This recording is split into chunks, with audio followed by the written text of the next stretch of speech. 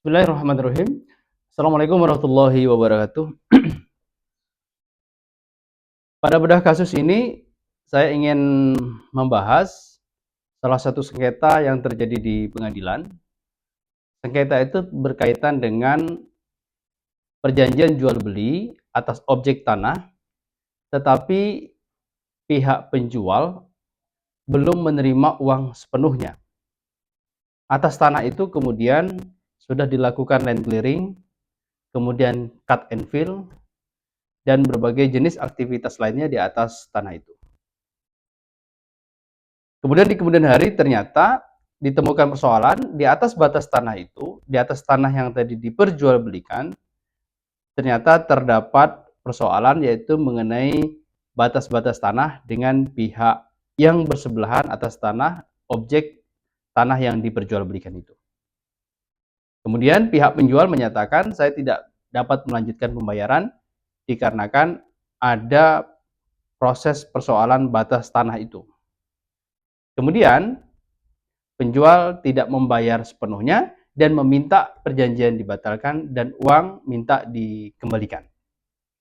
Nah, berkaitan dengan hal ini, kasus inilah yang sering terjadi di masyarakat, yaitu proses jual beli tanah, tetapi pihak pembeli belum menerima uang atas jual beli itu sepenuhnya. Bisa jadi menerima uang tanda jadi, atau mungkin baru membayar seperempatnya, atau mungkin setengahnya, atau sepertiganya. Yang jelas pada pokoknya belum selesai pembayaran atau secara lunas yang diterima oleh pihak pembeli. Nah, kemudian pertanyaannya adalah kenapa ini kemudian sampai ke pengadilan? Karena pihak pembeli dia memiliki persepsi bahwa apabila tanah itu telah dibeli, kemudian meskipun belum lunas, pembeli berpendapat bahwa tanah itu adalah sah menurut pembeli, itu adalah miliknya. Sementara kemudian pihak penjual menyatakan bahwa karena ini belum lunas, meskipun sudah menerima pembayaran sebagian atas objek tanah itu, pihak penjual kemudian mengatakan bahwa tanah itu masih miliknya. Nah, sebetulnya bagaimana kedudukan hukum berkaitan dengan persoalan yang dihadapi ini? Yang perlu diketahui bahwa dalam jual beli tanah itu ada yang dikenal dengan asas terang dan asas tunai. Asas terang dan tunai ini perlu menjadi perhatian bagi pihak penjual dan pembeli. Di samping ada syarat berikutnya, ada syarat subjek, ada syarat material. Apa saja itu? Kita akan bedah satu persatu. Kita akan bedah dari mulai bahwa asas jual beli itu haruslah asas terang dan tunai.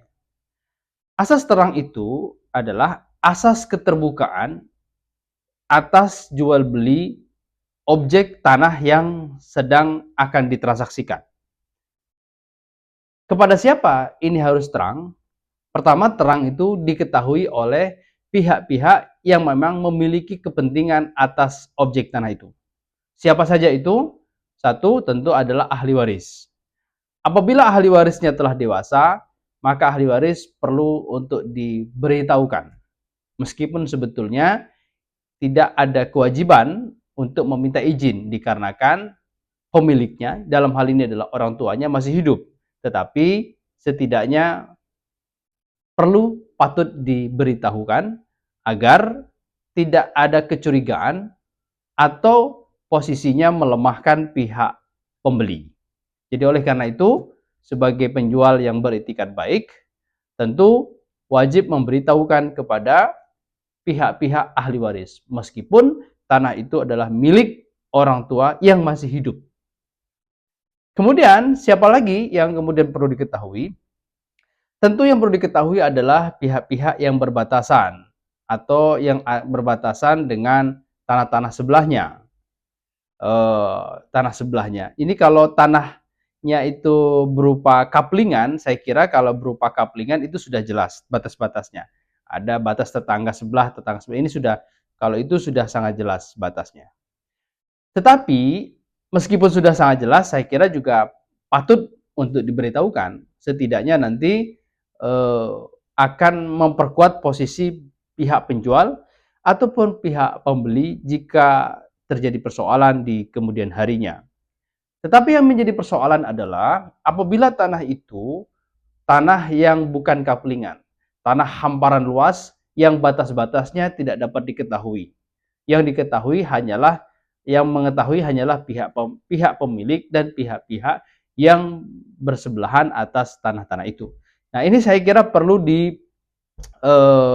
apa istilahnya, perlu diberitahukan kepada pihak-pihak pemilik atas batas-batas tanah itu. Kemudian yang berikutnya, terang kepada siapa? Terang kepada setidaknya kepada aparatur desa. Kalau memang itu hamparan tanah yang saya sebutkan tadi. Tapi kalau hamparan tanahnya adalah tanah-tanah kaplingan seperti di komplek perumahan, saya kira itu tidak perlu untuk diketahui karena memang batas-batas tanahnya sudah sangat jelas, gitu ya. Sehingga tidak perlu dipersoalkan lagi berkaitan dengan batas-batas tanah itu. Tetapi meskipun demikian, alangkah bagusnya, alangkah baiknya ya, penjual dan pembeli itu menghadirkan dua orang saksi. Saksi tentu adalah pihak-pihak yang saya kira penting untuk diperhatikan. Apakah itu saksi dari pihak lingkungan setempat ataupun saksi-saksi dari lainnya yang kemudian diajak. Tetapi perlu diketahui saksi ini harus mengetahui secara langsung, bukan berdasarkan keterangan cerita dari ceritanya. Tetapi kemudian berikutnya saksi juga tidak boleh yang memiliki hubungan keluarga, karena dia tidak akan memiliki kekuatan pembuktian yang sempurna jika masih memiliki hubungan kerabat, setidaknya masih dalam satu garis keturunan, misalnya satu kakek begitu ya. Nah, ini perlu diperhatikan betul. Nah, itulah yang disebut dengan asas terang. Poin berikutnya adalah ada yang disebut dengan asas tunai. Asas tunai itu artinya pembeli telah menerima pembayaran atas objek transaksi yang diperjualbelikan itu. Nah, dikarenakan asas tunai berarti dia harus lunas. Bagaimana kalau pembayarannya dicicil? Meskipun dicicil ya, tetapi kalau pembeli itu belum menerima pembayaran secara tunai, secara keseluruhan atas objek transaksi itu, maka dia belum kategori tunai. Meskipun sudah dibayar DP, sudah dibayar uang muka atau setengahnya dan seterusnya, maka itu belumlah milik pembeli karena dia belum lunas. Kalau belum lunas artinya belum tunai. Jadi tunai itu definisinya bisa dibayar secara langsung atau kemudian secara bertahap, tetapi jika bertahap sampai kemudian diterima pelunasan keseluruhan atas objek transaksi itu. Nah, ini asas yang kedua ini sangat penting. Nah, oleh karena itu, bagaimana persoalannya tadi dipersengketakan di pengadilan, maka berdasarkan asas ini, maka tanah yang kemudian dibeli tadi, yang kemudian belum lunas, maka secara hukum berdasarkan prinsip tunai ini, maka dia masih milik pihak penjual. Masih milik pihak penjual. Begitu ya. Jadi ini perlu betul-betul diperhatikan dalam jual beli. Kemudian berikutnya, ada yang disebut dengan asas berikutnya adalah, asas syarat berikutnya adalah syarat subjektif, subjek. Dalam arti ini adalah pihak-pihak yang melakukan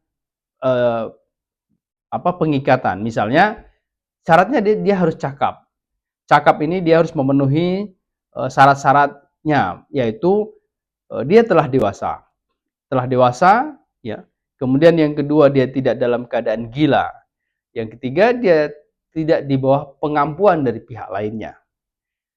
Kemudian ada yang disebut dengan syarat objek material. Objek material itu atas tanah yang kemudian diperjualbelikan itu telah clear mengenai batas-batasnya, sertifikatnya, dan hal-hal yang lain yang kemudian dipersoalkan, hal-hal yang akan diperjualbelikan itu. Nah, inilah yang kemudian menjadi perhatian penting bagi kita. Siapa saja yang kemudian menjual beli tanah, maka ketika belum lunas, maka tanah itu masih milik pembeli, masih milik penjual, belum menjadi milik dari pembeli. Kemudian berikutnya adalah bagaimana apabila di atas tanah itu ternyata ada bangunan dan bangunan itu ternyata milik pihak ketiga. Nah, atas kasus ini, maka jual beli atas tanahnya itu sah. Tetapi penjual tidak boleh memperjualbelikan bangunan yang berada di atas bangunan itu. Kalau memang itu bukan milik pihak penjual. Jadi oleh karena itu pihak pembeli harus selektif dan meminta keterangan dan pernyataan dari penjual bahwa bangunan itu adalah miliknya. Nah, ini harus kemudian betul-betul diperhatikan supaya kemudian tidak terjadi persoalan di kemudian hari. Demikian bedah kasus pada video kali ini. Ikuti terus, follow, kemudian subscribe, like, komen, dan bagikan kepada pihak lain jika memang bedah kasus ini bermanfaat. Demikian, terima kasih. Sampai jumpa di bedah kasus berikutnya.